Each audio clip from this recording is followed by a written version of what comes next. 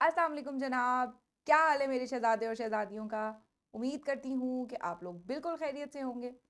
Drafting जीनी के सिलसिले की पहली वीडियो हाजिर है और इस पहली वीडियो में हम जो है वो चैप्टर 1 डिस्कस करेंगे और चैप्टर 1 के अलावा हम इस वीडियो में कुछ और चीज़ें भी डिस्कस करेंगे जो कि आगे आने वाली वीडियोस में नहीं होंगी।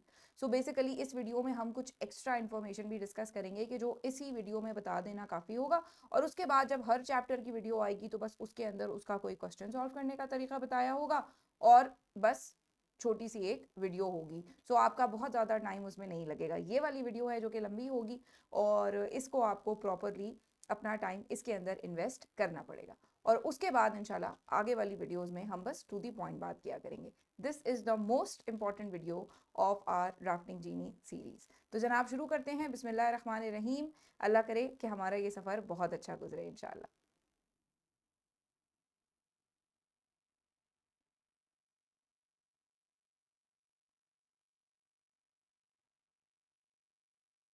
अच्छा जी।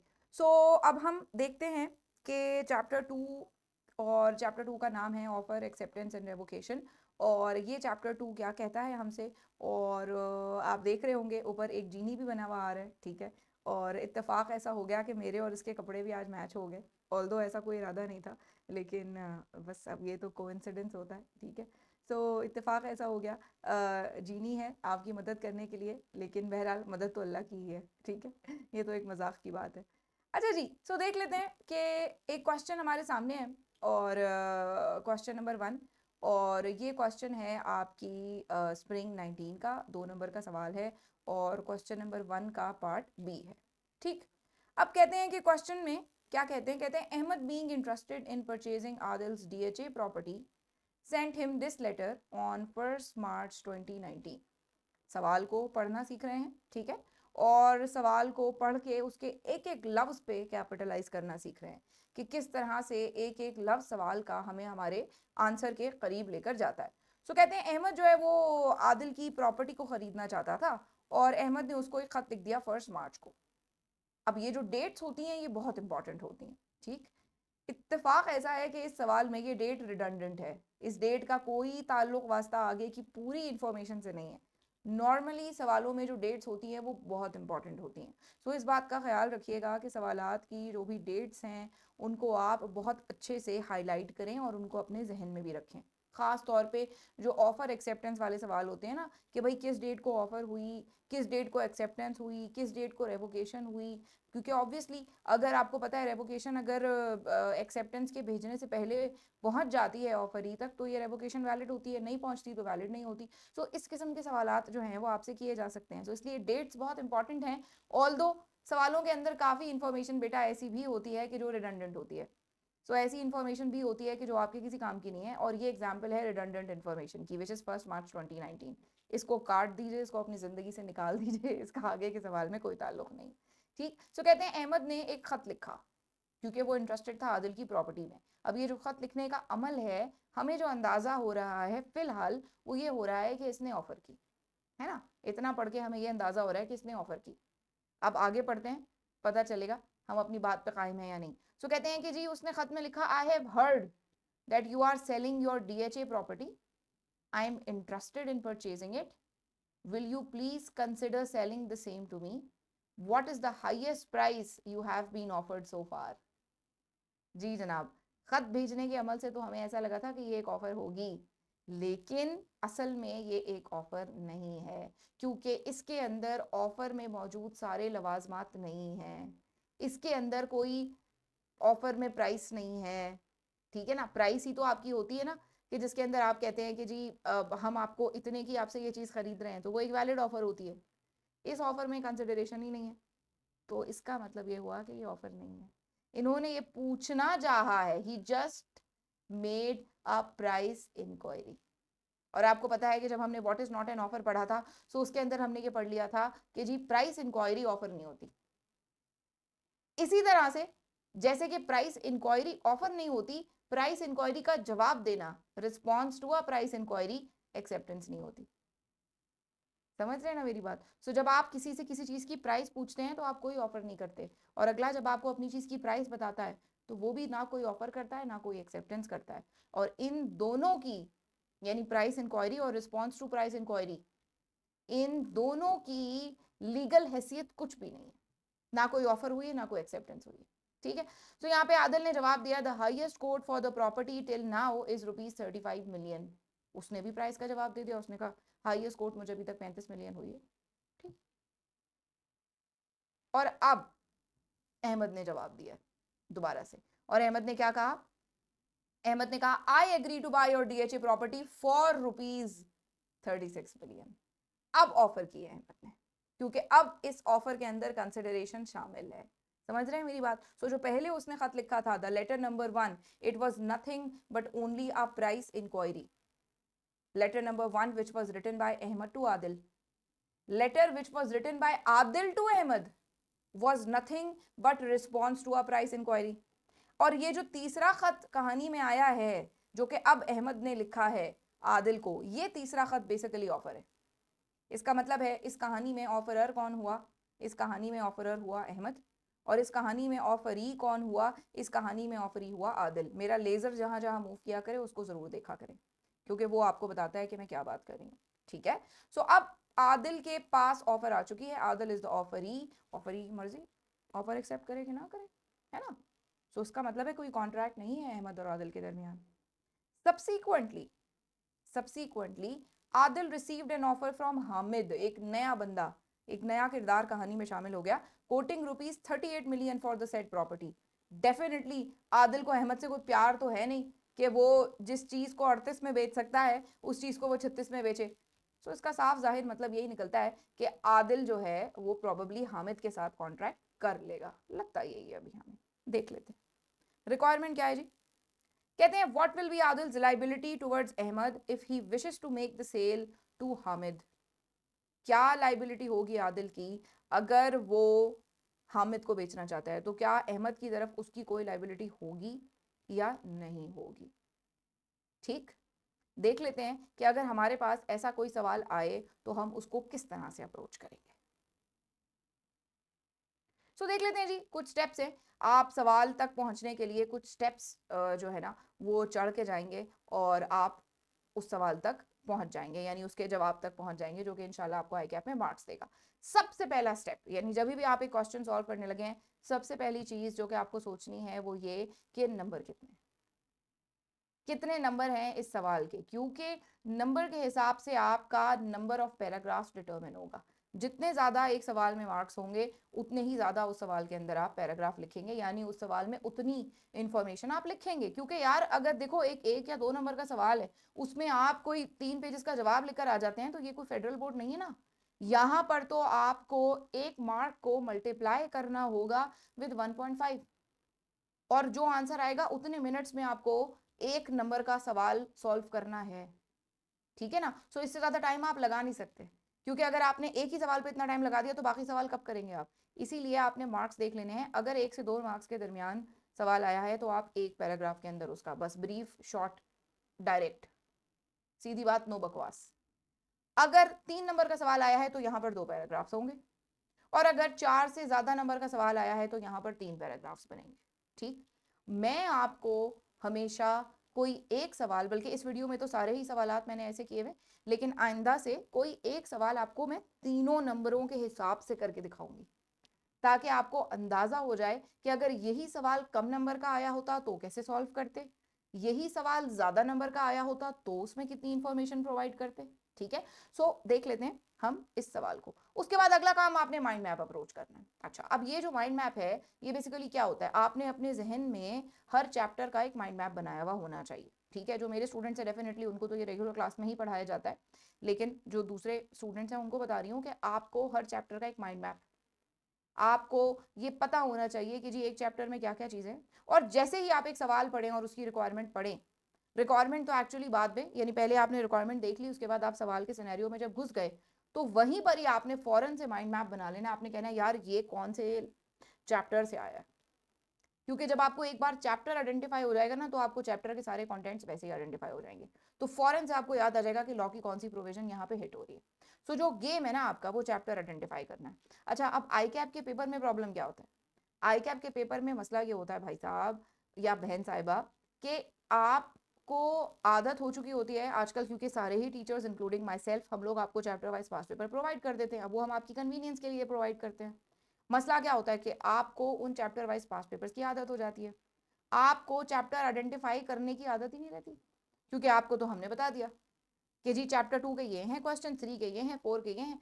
और क्लास में भी हम ऐसे ही करवाते हैं, मैं खुद ऐसे ही करवाती हूँ। एक चैप्टर खत्म हुआ, उसका ड्राफ्टिंग जी नहीं, उसके फौरन बाद पास पेपर की प्रैक्टिस, फिर लिखा, चेक करना और सारा कुछ। तो आपको तो पेपर के अंदर सबसे बड़ा चैलेंज, जो सबसे पहला चैलेंज फेस करना पड़ता है, वो ये कि आपको ये पता नहीं चल रहा होता कि इसके अंदर लॉ की प्रोविजन कौन सी लग रही है, चैप्टर कौन सा हिट हो रहा है। तो चैप्टर का अगर आपने एक स्केच बनाया होगा ना कि इस चैप्टर में ये बातें आ रही हैं, जैसे कि अगर मैं बात करूं आपके चैप्टर 4 की, तो चैप्टर 4 के अंदर आपकी दो चीजें हैं, ठीक है ना, एक तो फ्री कॉन्सेंट है और आगे से एक्सप्रेसली डिक्लेयर्ड वॉइड एग्रीमेंट्स। फिर फ्री कॉन्सेंट में आगे से 5 चीजें हैं, ठीक है ना, और एक्सप्रेसली डिक्लेयर्ड वॉइड एग्रीमेंट में आगे से 7-8 एग्रीमेंट्स है ऐसे। तो अगर आप इस तरह से कर लेंगे ना स्केच चैप्टर का, तो वो फौरन से आप उस खाने पे पहुंच जाएंगे, आपके जहन में आएगा कि अच्छा यार यहाँ से पूछ रहा है सवाल। जब ये काम एक बार आप कर लेंगे, अब आपने बनाना है अपने जहन में इस आंसर का माइंड मैप, ठीक है। वो कैसे बनेगा? फौरन से आपने कहा यार ये सवाल कॉन्ट्रैक्ट एक्ट से आया है और ये सवाल ऑफर से आया है, क्योंकि वो पहला जो खत अहमद ने लिखा था ना, हामिद ने नहीं, अहमद ने जो पहला खत लिखा था, उसी से ही मुझे जो है ना वो खुशबू आ गई थी कि प्रॉब्ली ऑफर हो रही है, ठीक है। और ऑफर के अंदर आगे what is not an offer से आ रहा है ये सवाल, क्योंकि price inquiry is not an offer. फौरन से मैं उस जगह पे पहुंच गई। अब ये आपको ऐसे करके बेटा स्केच बनाना नहीं है पेपर में, ठीक है, और पेपर में जो आंसर की बॉडी है वहां पे तो बिल्कुल नहीं बनाना। लास्ट पेज पे थोड़ी बहुत स्क्रिबलिंग कर लेना अपनी, सिर्फ और सिर्फ के भूल जाते हैं ना हम लोग, कभी कभी अच्छे अच्छे पॉइंट्स एकदम आ रहे होते हैं, फिर बंदा भूल जाता है। तो जब आंसर शीट मिल जाए तो लास्ट पेज पे हल्की सी स्क्रिबलिंग कर लेना। इतना कोई फॉर्मल किस्म का माइंड मैप बनाने की बेटे जरूरत नहीं है, ठीक है। उसके बाद अगली चीज आपने क्या कही, आपने कहा जी ये आया है दूसरी जो बात है, दूसरा जो लॉ की प्रोविजन हिट हो रही है वो एक्सेप्टेंस हिट हो रही है। और एक्सेप्टेंस के अंदर क्या है कि एक्सेप्टेंस जो है वो at the choice of offeree होती है, ऑफरी की मर्जी है ऑफर को एक्सेप्ट करे कि ना करे, ठीक है। और statement of selling price acceptance नहीं होती। जब सेलिंग प्राइस कोई बताता है तो वो एक्सेप्टेंस नहीं होती, जब सेलिंग प्राइस कोई पूछता है तो वो ऑफर नहीं होती। इन दोनों की लॉ में कोई हैसियत नहीं है, और ऑफरी की मर्जी है, चाहे ऑफर एक्सेप्ट करे चाहे ना करे। तो जो 36 मिलियन की ऑफर आदिल को आई भी है, आदिल की मर्जी है, चाहे एक्सेप्ट करे चाहे ना करे। उसके बाद अगला काम आपने स्केच बनाना है। स्केच क्या होता है जी? स्केच बनाएंगे आप हाथ से, और ये आप लाजमी बनाएंगे। यानी जो माइंड मैप है ना, ये तो मैंने आपसे कहा है कि आप ना भी बनाए, जहन में भी बना ले तो चलेगा। ये जो स्केच है, स्केच बिजनेस लॉ के पेपर में तो लाजिम है, कंपनी लॉ में भी काफी कुछ सिनेरियोज ऐसे होते हैं कि जिनमें लाजिम है, लेकिन सब में नहीं होता। बिजनेस लॉ में तो लाजिम है, क्योंकि आपको भूल जाएगा, मुझे भूल जाता है अक्सर बीइंग अ टीचर। यकीन करें, जब भी आप लोगों का बेटा पेपर आता है ना, जब भी मैं कोई नया क्वेश्चन, अब तो याद हो गए हैं इतने क्वेश्चंस, लेकिन जब भी कोई नया क्वेश्चन, इवन जब मैं टेस्ट में खुद से क्वेश्चन बनाती हूँ, जब उसका भी आंसर लिखती हूँ ना, तो मैं स्केच बनाती हूँ। मेरी आदत है, मैं स्केच बनाए बगैर करती नहीं हूँ। क्या होता है स्केच? अहमद ने आदिल को ऑफर भेजी, ये मैंने लिख दिया, मैंने कहा AH एरो AD, आगे मैंने एरो बना के लिख दिया ऑफर, ठीक है। मतलब ऑफर तो उसने नहीं भेजी थी, अहमद ने आदिल को क्या भेजी? प्राइस इंक्वायरी, ठीक। बदले में आदिल ने अहमद को क्या की? प्राइस इंक्वायरी का रिस्पॉन्स। ये सब लिख लो कि किसने किससे किस डेट को क्या कहा, क्यों। अब कुछ आइंस्टाइन मुझे कहेंगे, कुछ साइंसदान ऐसे कहेंगे कि मैम इसमें तो बड़ा टाइम वेस्ट होता है। ओ भाई, जितनी दफा तुम पलट पलट के वापस क्वेश्चन की तरफ जाओगे ये देखने के लिए कि अहमद ने आदिल को ऑफर पहले की थी कि आदिल ने पहले अहमद को की थी, जितनी देर में तुम ये करने जाओगे, उतनी देर, उससे आधे टाइम में तुम ये स्केच बना लोगे। सो स्केच बेटा, ए ने बी से ये कहा, बी ने उसको ये कहा, सी ने ये जवाब दिया, इतने में एकदम डी आ गया। इस सब का हैंड रिटन स्केच तुम्हारे आंसर शीट के लास्ट पेज पे होना चाहिए, जिसको तुम एंड पे पूरा क्रॉस कर दोगे। एग्जामिनर के लिए नहीं है वो, तुम्हारी अपनी अंडरस्टैंडिंग के लिए है। लाजमी बनाना, अदरवाइज कंफ्यूज हो जाओगे। मैं कंफ्यूज हो जाती हूँ जब मैं आपकी ये एग्जाम कमेंट्री बना रही होती हूँ। जब हर 6 महीने के बाद 12:15 बजे पेपर मुझे मिलता है, तो पहले तो 1 सेकंड तरह निकलता है ना, आई कैप का लोगो ही ऐसा है। हालांकि I am a qualified chartered accountant, I am a teacher also, but तरह निकलता है, ठीक है। तो अब मैं जब वो सॉल्व कर रही होती हूँ, मैं स्केच बना के करती हूँ, यकीन करो, ठीक है बेटा। सो स्केच आपने लाजमी बनाना है, लाजमी बनाना है। आपने, अहमद ने ए ने बी से ये कहा, बी ने सी से ये कहा, इस डेट को ये हुआ, उसके बाद ये हुआ। जल्दी जल्दी गंदी सी राइटिंग में बना लो, लेकिन बनाओ जरूर, it will definitely save your time, ठीक है। अच्छा, उसके बाद अगली चीज क्या करनी है जी? आपने अगली चीज आपने ये करनी है कि आपने देखना है टाइप ऑफ क्वेश्चन, कि क्वेश्चन किस टाइप का आ रहा है। क्वेश्चन की 3 टाइप्स आपके सामने इस वक्त स्क्रीन पे नजर आ रही हैं। पहली टाइप है जी to the point. To the point question, बिल्कुल सीधा सीधा सवाल, और ये सीधा सीधा सवाल ज्यादातर आएगा आपके चैप्टर 1 से, ठीक है, या फिर जो आपके एंड वाले 3 चैप्टर है ना, जो कि आपके नए जो ऐड हुए हैं, ये 16, 17, 18, यहाँ से आता है ज्यादातर सीधा सवाल इन जगहों से आता है, ठीक है। या तो सीधा सीधा टू दी पॉइंट सवाल। दूसरा सवाल होता है जी इम्पोस्टर। इम्पोस्टर क्या होता है? बहरूपिया। ये ऐसा सवाल होता है जिसने एक नकाब पहना हुआ होता है, समझ रहे हैं? ये ऐसा सवाल होता है जो कि एक बहरूप बदल के आता है, एक भेस बदल के आता है। ये सवाल जैसा दिखता है वैसा होता नहीं है, जैसा होता है वैसा दिखता नहीं है। ये सवाल देखने में केस स्टडी की तरह लगता है, असल में जो दिल है इसका, जो इसका दिल कहता है, वो टू दी पॉइंट वाला ही सवाल है। देखने में ये इम्पोस्टर की तरह लगता है, जैसे कोई औरत किसी मर्द के कपड़े पहनकर आ जाए या कोई मर्द किसी औरत के कपड़े पहनकर आ जाए, ठीक है, लेकिन उसका दिल तो वही वाला होगा ना। वो एक हमने ऐसी पुरानी फिल्में भी देखी हैं कि वो क्या हुआ कि देखी है, हाँ एक बार देखी थी, बड़ी रिडिकुलस फिल्म थी, उर्दू उर्दू में ये, मतलब यानी बॉलीवुड ना। तो उसमें था कि वो एक लड़का जो है ना, वो अजीब सी चाइल्ड लड़कियों वाली हरकतें करने लगा, तो पता चला इसका भी जो हार्ट ट्रांसप्लांट हुआ है, वो जो ट्रांसप्लांट हुआ है हार्ट का, वो किसी लड़की का दिल था। कोई लड़की मर गई थी, वो अपना वो अपना दिल डोनेट करके गई थी, तो क्योंकि इसके अंदर लड़की का दिल है तो इसलिए ये लड़कियों वाले काम करता है। तो ये एक इम्पोस्टर सवाल होता है। देखने में ये लग रहा होता है कि ये टू दी पॉइंट सवाल, देखने में लग रहा होता है कि ये केस स्टडी है, लेकिन अंदर से ये भी टू दी पॉइंट ही होता है, लेकिन इसको सॉल्व करने का तरीका मुख्तलिफ है। तीसरी आपकी टाइप है जी केस स्टडी। यही जो अभी अहमद आदिल वाला सवाल करके आए ना, ये केस स्टडी है, रियल केस स्टडी। तीनों को सॉल्व करने का तरीका अलग अलग, कैसे करेंगे देख लेते हैं। कहते हैं कि आपने जो है, जब टू दी पॉइंट किस्म का सवाल आ जाए तो इसके अंदर आपको पार्टीज के नाम, पार्टीज की डिटेल्स कुछ भी होती ही नहीं है। जब होती ही नहीं है तो आप भी नहीं मेंशन करेंगे, सीधा सवाल। सिंपली जो भी उसने आपसे सवाल पूछा है, उसके कोई स्टेप्स हैं, कोई कंटेंट्स हैं, ज्यादातर इसके अंदर बुलेट पॉइंट्स चलते हैं ज्यादातर। एग्जाम्पल देख लेते हैं, जैसे वो आपसे कहें advantages of delegated legislation, advantages and disadvantages of delegated legislation, ठीक है। सो ऐसी सूरत में डेफिनेटली आप बुलेट पॉइंट्स के अंदर आंसर दे देंगे। और हमेशा याद रखिएगा बेटा, बुलेट पॉइंट्स के अंदर कभी भी आपने नंबर नहीं डालना। हमेशा स्टार बनाओ, डॉट बनाओ, डैश बनाओ, नंबर नहीं डालना। क्यों? इसलिए बेटा नंबर नहीं डालना है बुलेट पॉइंट्स के अंदर, क्योंकि लेट सपोज उसने आपसे 6 नंबर का सवाल पूछा, ठीक है, उसने कहा एडवांटेजेस एंड डिसएडवांटेजेस बताइए। अब अगर 6 नंबर का सवाल है ना, वो एक्सपेक्ट ये कर रहा होगा कि आप कम से कम 4 या 5 एडवांटेजेस लिखेंगे, 4 या 5 डिसएडवांटेजेस लिखेंगे। हालांकि नंबर तो 3 3 ही बने ना दोनों के, लेकिन आई कैप तो आई कैप है। अब लेट सपोज अल्लाह ना करे आपको 3 ही आते थे, तो आपने बड़ी खूबसूरती से 1 2 3 करके लिख दिया, उसकी जान जल जाएगी जब उसने देखा ना कि यार इसको मैंने 6 नंबर दिए थे और इसने सिर्फ 3 लिखे हैं पॉइंट्स। जैसे ही वो देखेगा उसको गुस्सा। अब मैं ये नहीं कह रही कि वो कोई पागल है कि जब वो पॉइंट्स आपके गिनेगा ही नहीं, जब अगर आपने स्टार बना के लिखे हैं तो गिनेगा वो तभी भी कि आपने 3 लिखे हैं। लेकिन इसमें होगा क्या कि बेसिकली आप उसको अट्रैक्ट कर लेंगे to at least look at your answer. अगर उसको शुरू में गुस्सा आ गया ना कि इस बच्चे को 6 नंबर दिए थे, इसने खाली 3 पॉइंट्स लिखे हैं, अगर उसको शुरू में गुस्सा आ गया तो इस बात का चांस मौजूद है कि वो आपका आंसर गुस्से में चेक करेगा। यार, your paper should be like a cup of coffee for the examiner. ऐसा नहीं होना चाहिए आपका पेपर के उससे जो है ना वो नफरत हो जाए। मुझे तो पता है ना, जब से मैंने ड्राफ्टिंग जीनी, पहले तो अपने ही बच्चों के खाली चेक किया करती थी तो वो भी अच्छा खासा मुश्किल था, लेकिन जब से ड्राफ्टिंग जीनी शुरू किया तो पूरे पाकिस्तान के बच्चों के हैंड राइटिंग्स देख रही हूँ। बड़ी जोखम का काम है ये, आसान नहीं है। इसीलिए खुला खुला लिखो। अब बुलेट पॉइंट्स अगर लिख रहे हो ना, तो गैप छोड़ छोड़ के एक पॉइंट लिखो, एक लाइन छोड़ो, एक पॉइंट लिखो, एक लाइन छोड़ो। क्या है ओ भाई, आई कैप का आई कैप का कागज है ना, आई कैप का कागज अपनी तुम्हारी जेब से तो नहीं है। आई कैप का कागज इस्तेमाल करते हुए इतना डरते क्यों हो मेरे भाई? हैं? मतलब वो क्या कहते हैं, आई कैप अपनी जिंदगी बर्बाद, तो सॉरी सॉरी सॉरी सॉरी, मैंने नहीं बोला ये, एडिटर भाई काट देना ये बात, ठीक है। मतलब आई आई कैप हमारे साथ क्या कर रहा है, हम आई कैप का कागज भी ना इस्तेमाल करें, तो इतना तो नहीं हम जो है वो हाजी और नमाजी हैं, ठीक है। सो इसलिए मेरे बच्चों, कम से कम आई कैप का कागज इस्तेमाल करो, ज्यादा इस्तेमाल करो, स्पेसेस छोड़ो, खुला खुला लिखो, ताकि उसको इतना अच्छा नजर आए तुम्हारा लिखा हुआ कि वो खुशी से पढ़े। अगर वो बुरे मूड के साथ, देखो ये होता है, ह्यूमन नेचर है, बुरे मूड के साथ जब हम एक काम शुरू करते हैं ना, नहीं दिल चाहता। मैं कभी बुरे मूड के साथ क्लास शुरू करूँ ना, नहीं दिल चाहता पढ़ाने का, ये फैक्ट है। बस वो पढ़ा तो लेती हूँ मैं, लेकिन वो मजा नहीं आता पढ़ाने में, ठीक है। सो इसलिए टू दी पॉइंट सवालों के अंदर सिंपली ऐसे सवाल होंगे, सिंपल सिंपल, उसमें कोई ना पार्टीज है, ना कोई कहानी है, ना कोई केस स्टडी है, ना कोई सिनेरियो, सिंपल सवाल, खत्म बात। दूसरा है जी आपका इम्पोस्टर सवाल।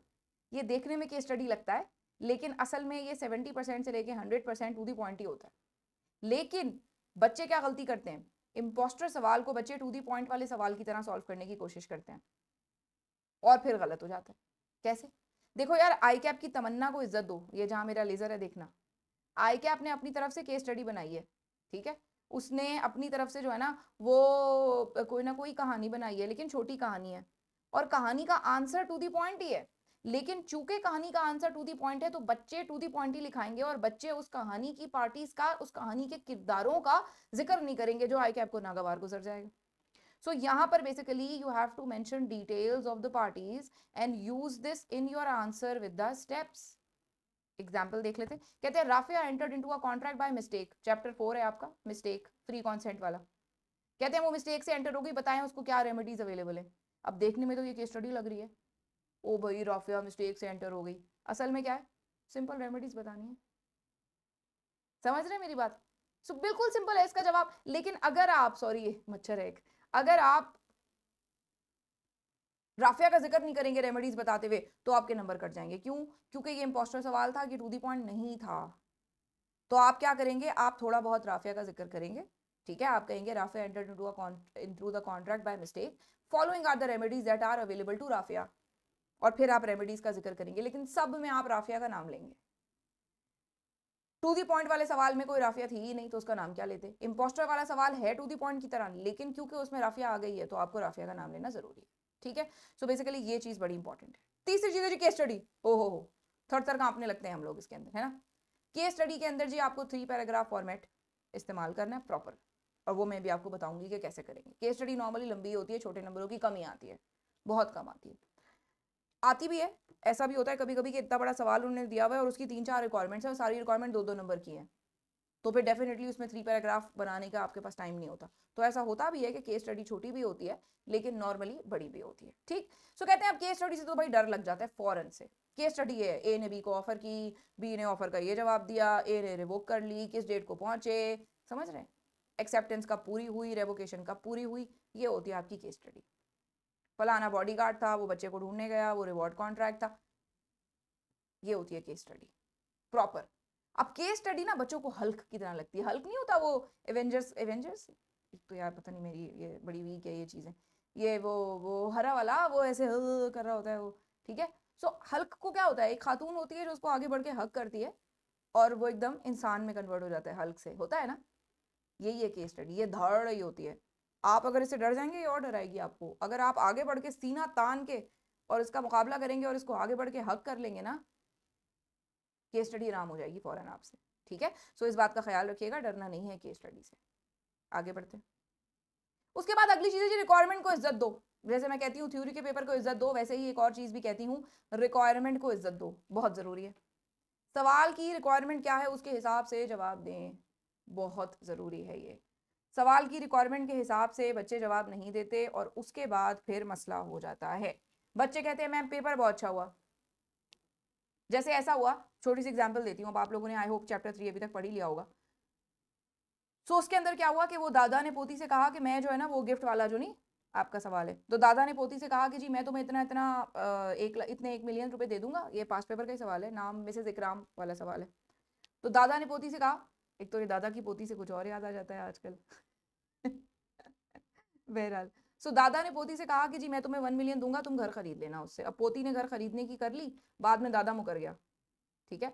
सो रिक्वायरमेंट क्या थी सवाल की कि बताइए Mrs Ikram under what circumstances Mrs Ikram would be able to recover the amount from दादा, ये रिक्वायरमेंट थी। बच्चे लिख के आ गए कॉन्ट्रैक्ट वैलिड ही नहीं है क्योंकि इन्होंने लिखवाया नहीं था।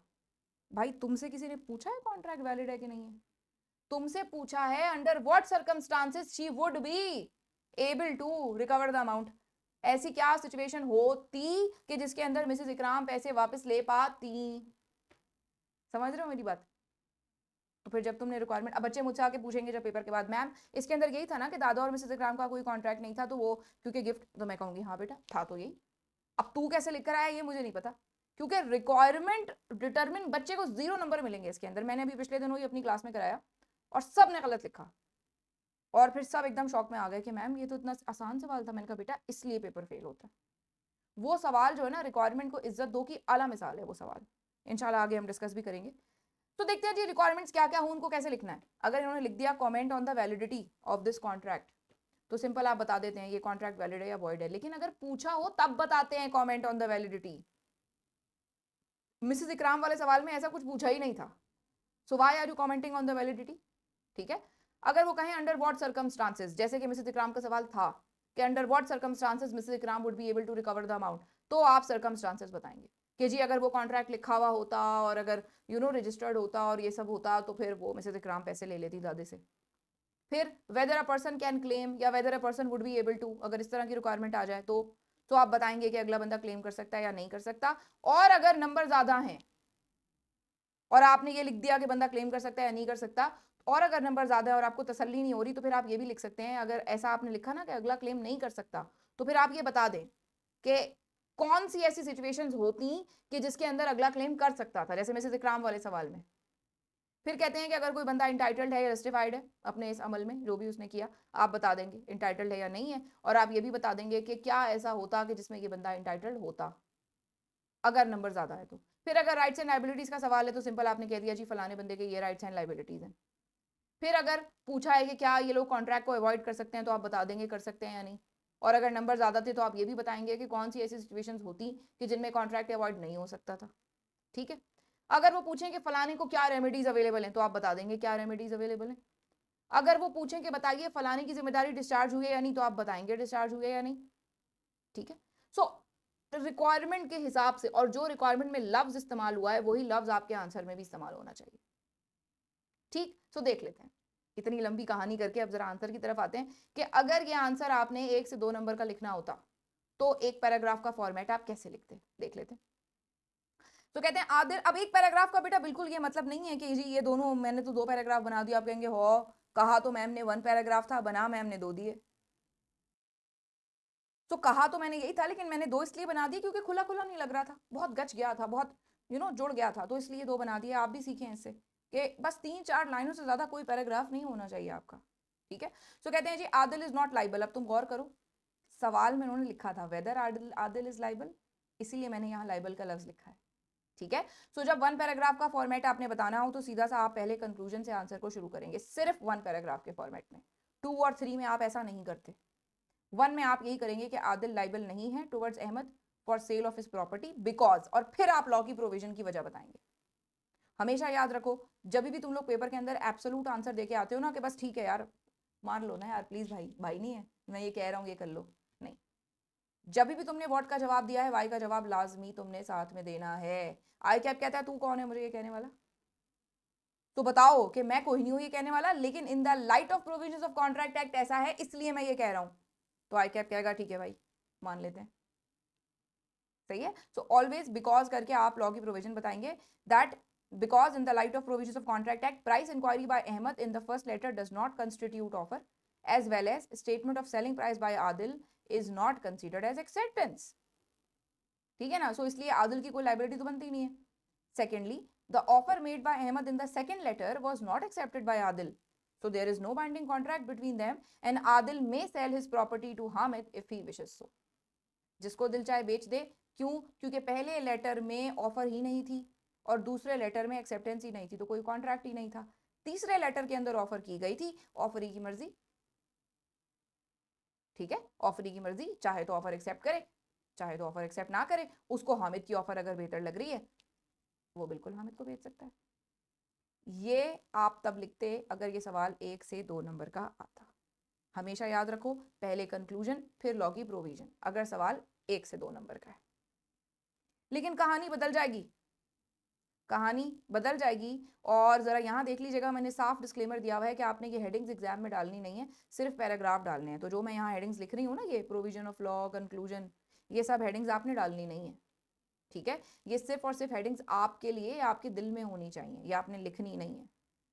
पैराग्राफ्स 2 बनाएंगे और उसके अंदर 2-3 लाइनें बीच में छोड़ दीजिएगा, या 2 तो छोड़ ही दीजिएगा as per the provisions of contract act. अब अगर 2 पैराग्राफ का फॉर्मेट है, यानी सवाल आपका आया है 3 नंबर का, तो वहां पर आप 2 पैराग्राफ बनाते हैं। पहला पैराग्राफ जिसमें आप लॉ की प्रोविजन बताते हैं, सेकंड पैराग्राफ जिसके अंदर आप कंक्लूजन बताते हैं।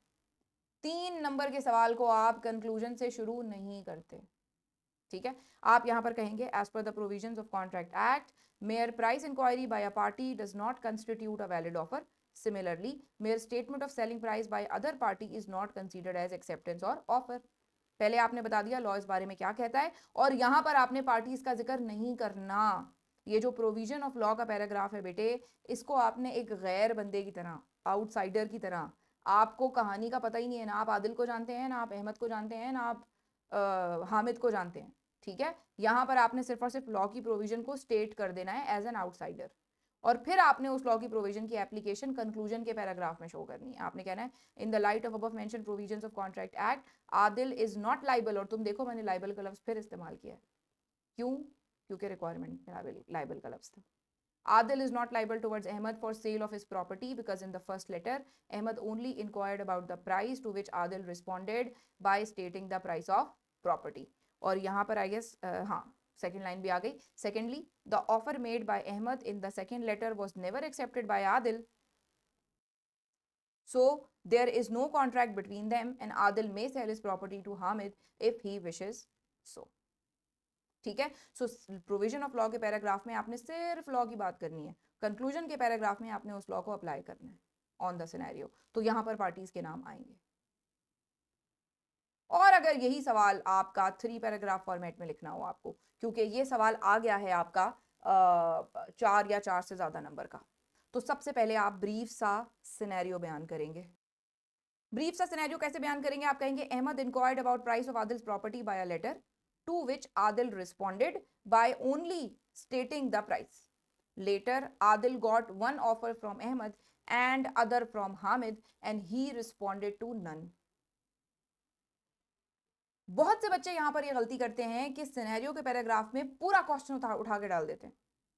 सिनेरियो के पैराग्राफ को एज ब्रीफ, देखो मैंने यहां ब्रीफ लिख भी दिया है, एज ब्रीफ एज पॉसिबल रखना है. आई कैप के एग्जामिनर को बहुत गुस्सा आता है इस बात के ऊपर अगर आप सिनेरियो के पैराग्राफ को जो है ना वो भर दें सारी की सारी क्वेश्चन की इंफॉर्मेशन से. भाई ये कोई फेडरल बोर्ड नहीं है कि यहाँ पे कॉपियां तोली जाती हैं और आंसर्स यूं नापे जाते हैं, ऐसा नहीं होता यहाँ पे. ठीक है, सो यहाँ पर आपने सिनेरियो लिख दिया, उसके बाद फिर आपने लॉ की प्रोविजन, आपने कहा as per the provisions of contract act price inquiry by a party does not constitute a valid offer, statement of selling price is not considered as acceptance और ऑफर. ठीक है, और सिंपली आपने यहाँ पे कंक्लूजन बता दिया.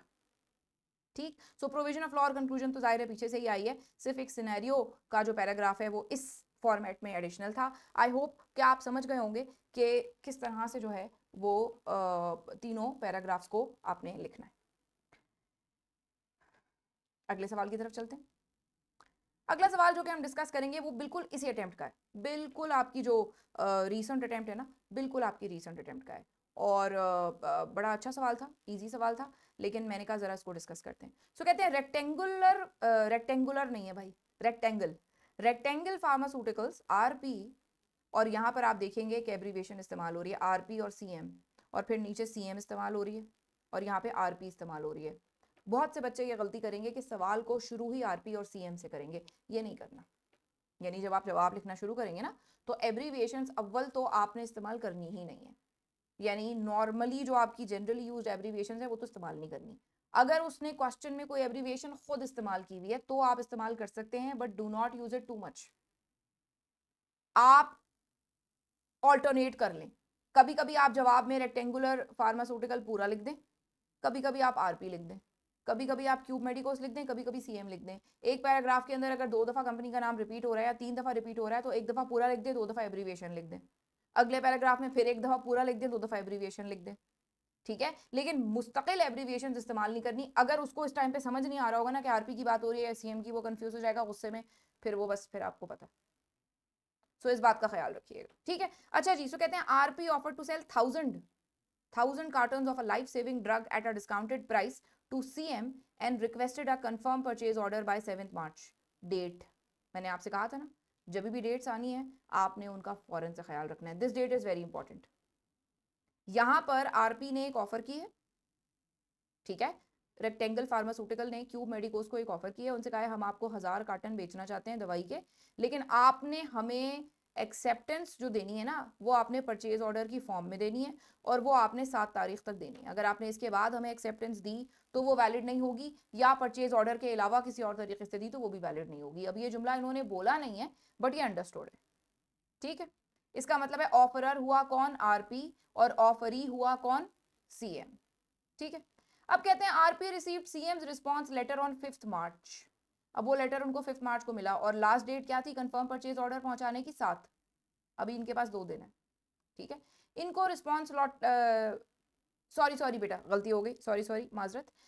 यहाँ पर क्या हुआ, RP received CM's response later on 5 March. RP को लेटर तो 5 मार्च को मिल गया है, यानी सीएम ने जो ऑफर लेटर का जवाब दिया है वो जवाब तो 5 मार्च को दे दिया है, वो जवाब तो 5 मार्च को दे दिया है, ठीक है।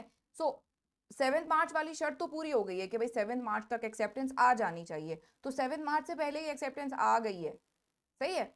लेकिन मसला क्या है कि वो एक्सेप्टेंस उस तरीके से नहीं आई है जिस तरीके से इन्होंने मांगी थी। आरपी ने कहा था हमें एक्सेप्टेंस परचेज ऑर्डर के साथ चाहिए, इन्होंने कोई परचेज ऑर्डर नहीं भेजा और इन्होंने कहा परचेज ऑर्डर आपको 1 हफ्ते के बाद मिलेगा। हमें ये पता है, उसूल ये है कि एक्सेप्टेंस बिल्कुल अनकंडीशनल होती है, एक्सेप्टेंस बिल्कुल वैसे ही होती है जैसी ऑफर होती है, और एक्सेप्टेंस उस फॉर्म में की जाती है जिस फॉर्म में ऑफरर ने डिमांड की हो। अगर आपने एक्सेप्टेंस की फॉर्म बदल दी तो ऑफरर के लिए, एक्सेप्टर के लिए ये बिल्कुल ही बेकार है। एक्सेप्टी के लिए, सॉरी माजरत, एक्सेप्टी के लिए एक मच्छर घूम रहा है जो मेरा ना मुझे डिस्ट्रैक्ट कर रहा है, ठीक है। अगर आपने उस मैनर के अंदर अपनी इस एक्सेप्टेंस को नहीं दिया तो फिर ये एक्सेप्टेंस बेकार है ऑफरर के लिए, ठीक है ना। ऑफरर इस एक्सेप्टेंस को एक्सेप्ट नहीं करेगा, ठीक है। सो पहली बात तो ये कि इन्होंने एक्सेप्टेंस का मैनर बदल दिया। एक्सेप्टेंस उसी मैनर में की जानी चाहिए थी जिस मैनर में डिमांड की गई थी ऑफरर की तरफ से परचेज ऑर्डर की फॉर्म में, वो भी नहीं की। दूसरी बात, इन्होंने इनको ऑफर की थी 1000 कार्टन बेचने को, इन्होंने एक्सेप्टेंस दी है 500 कार्टन की, इन्होंने एक काउंटर ऑफर दे दी है, क्योंकि एक्सेप्टेंस शुड बी अनकंडीशनल। अगर आप ऑफर की टर्म्स में कोई भी तब्दीली कर देते हैं वाइल एक्सेप्टिंग दी ऑफर, तो आप तो एक काउंटर ऑफर दे देते हैं, और काउंटर ऑफर की वजह से ओरिजिनल ऑफर खत्म हो जाती है, समझ रहे हैं ना, ठीक है। इस लेटर के साथ एक चेक जरूर था एडवांस पेमेंट का, ठीक है, ठीक है। लेकिन लेकिन मसला क्या है, पहली बात 1000 को 500 कर दिया, दूसरी बात परचेज ऑर्डर नहीं दिया साथ, तो इसका मतलब है ये एक्सेप्टेंस वैलिड नहीं होगी, and this acceptance constitutes a counter offer. देख लेते हैं रिक्वायरमेंट क्या है, कहते हैं under the provisions of contract act evaluate CM's response to RP's offer. तो इसका मतलब है ये जो सीएम्स रिस्पांस का लफ्ज है ये इंपॉर्टेंट है। कह रहे हैं बताइए कि सीएम ने आरपी की ऑफर का जो रिस्पांस दिया ये सही है कि नहीं है, इवैल्यूएट करें उसको। आजकल ऐसे सवाल काफी आने लगे हैं, ये बिल्कुल इसी अटेम्प्ट का, आपकी मार्च 2024 के अटेम्प्ट का सवाल है, ठीक है। सो कहते हैं बताइए सीएम का जो रिस्पांस है वो सही है नहीं, इवैल्यूएट करके बताएं।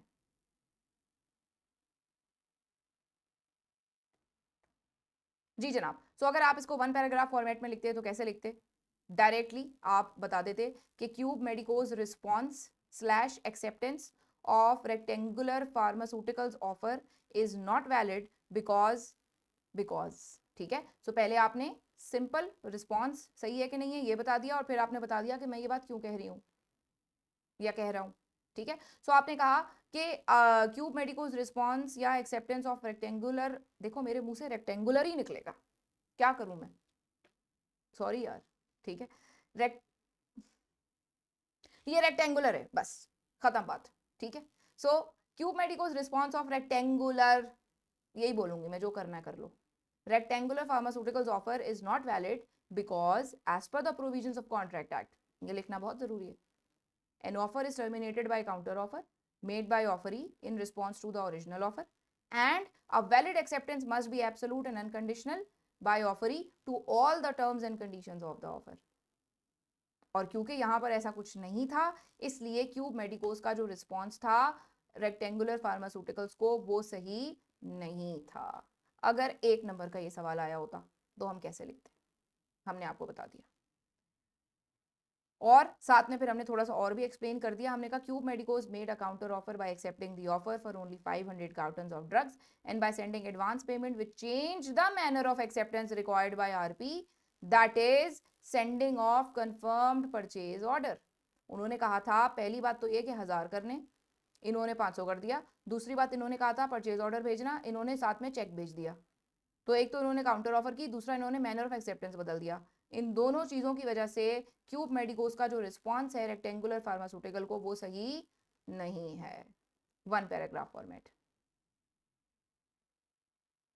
सेकंड पैराग्राफ की बात कर लेते हैं, यानी 2 पैराग्राफ फॉर्मेट की, जिसके अंदर आपने, हम जैसे पीछे डिस्कस कर चुके हैं, अब इन चीजों में बहुत बताने की जरूरत नहीं है, बस स्पीड में जाऊंगी। लॉ की प्रोविजन बता दी, जैसे कि मैंने आपसे कहा था एज एन आउटसाइडर। अच्छा, एक बात का ख्याल रखना, जब भी आपको लॉ की प्रोविजन बतानी है और एक से ज्यादा लॉ की प्रोविजन हिट हो रही है, क्योंकि इस सवाल में एक से ज्यादा लॉ की प्रोविजन हिट हो रही थी ना, एक तो इसमें काउंटर ऑफर वाली बात हिट हो रही है, दूसरा इसके अंदर मैनर ऑफ एक्सेप्टेंस वाली बात हिट हो रही है, 2 लॉ की प्रोविजन हिट हो रही है ना। तो जब भी कभी 2 लॉ की प्रोविजन हिट हो रही हो ना बेटा, तो आपने बुलेट, फौरन आपने बुलेट्स बनाने, पैराग्राफ्स में बात नहीं करनी। ठीक है। सो कहते हैं यहाँ पे आपने बता दिया according to the provisions of contract act an offer is terminated by counter offer. A counter offer is an offer by offeree in response to the original offer. आपने काउंटर ऑफर को थोड़ा सा एक्सप्लेन भी कर दिया। और फिर आपने कहा a valid acceptance must be absolute and unconditional assent by offeree to all the terms and conditions of offer. और फिर आपने तीसरी बात बताई acceptance should be made in the manner specified by the offeror. जिस मैनर में offeror ने बोला है उसी मैनर में एक्सेप्टेंस होनी चाहिए। ठीक है। लॉ की provision like an outsider. Conclusion, Cube मेडिको's response या acceptance of rectangular pharmaceuticals offer is not valid because as per the provisions of contract act। Conclusion तो वही कॉपी हो रहा है, इसलिए मैं इसको नहीं बता रही। असल जो इसके अंदर गेम थी, जो चीज देखनी जरूरी थी, वो थी ये प्रोविजन ऑफ लॉ, कि इसको आपने कैसे लिखना है, एक एक लाइन छोड़ के। ठीक है, बुलेट पॉइंट्स में, अगर एक से ज्यादा लॉ की प्रोविजन हिट हो रही है तो। या जैसे कभी कभी ऐसा होता है जनरल रूल बताना होता है और फिर उसकी एक्सेप्शन, जैसे वो कहते हैं कि जी agreement and restraint of trade is not valid, और उसकी एक्सेप्शन है कि अगर सेल ऑफ गुडविल की हो। तो अगर एक सवाल में ये चीज आ जाए, वो रेलवे वाला एक सवाल भी है, रेलवे की दुकान के ऊपर उन्होंने मिठाई की दुकान खोल ली है, रेलवे स्टेशन पे मिठाई की दुकान खोल ली है, तो वो उसके अंदर पहले आपको लॉ की प्रोविजन जनरल रूल बताना पड़ेगा और फिर एक्सेप्शन बतानी पड़ेगी, तो वो आप ऐसे ही बताएंगे। The general rule is as per the provision of contract act, the general rule is that agreement and restraint of trade is not valid. फिर एक लाइन छोड़ेंगे, however there is an exception that if a person sells his goodwill then he can engage another person in such an agreement या such a contract। समझ रहे हो मेरी बात? सो उसमें भी आपको इसी तरह बुलेट में ही बात करनी होगी, पैराग्राफ्स में नहीं। और आप आ गए कंक्लूजन के ऊपर, 2 पैराग्राफ फॉर्मेट, इसको मैं बताऊंगी नहीं, ये बात डिस्कस हो चुकी है। जल्दी से हम 3 पैराग्राफ फॉर्मेट की तरफ आते हैं, वीडियो बहुत लंबी हो गई है, वादा करती हूँ अगली वीडियोस इतनी लंबी नहीं होंगी। 3 पैराग्राफ फॉर्मेट, इसमें थोड़ा सा फर्क है क्योंकि नंबर ज्यादा है, अब ये 4 या 4 से ज्यादा नंबर है, तो डेफिनेटली अब आपने ज्यादा लिखना है। ठीक है। सो पहला जो आपका पैराग्राफ होगा वो होगा सिनेरियो का। बार बार बता रही हूँ हेडिंग्स नहीं डालनी है, ये हेडिंग सिर्फ आपकी समझ के लिए। सिनेरियो के पैराग्राफ में अगेन आपने जो है बहुत लंबी बात नहीं करनी। Rectangular Pharmaceuticals has offered to Cube Medicos to sell 1000 cartons of a life saving drug at a discounted price and also requested to accept the offer till 7 March by a confirm purchase order which was not complied by CM. कम अल्फाज में पूरी बात कर दी। ठीक, simple इसकी law की provisions आ गई, ये सारी की सारी बातें अभी हम पीछे डिस्कस करके आए हैं। इसका कंक्लूजन आ गया। ठीक है,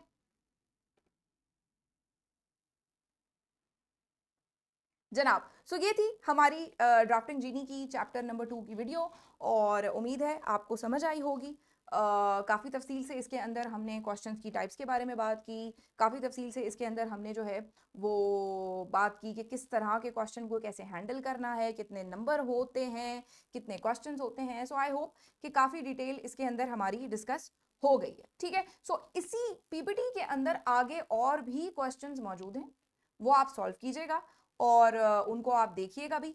असाइनमेंट भी इंशाल्लाह गूगल क्लासरूम में इसके साथ ही अपलोड हो जाएगी। Take care of yourself. अल्लाह आपका हामी नासिर हो। अल्लाह हाफिज़।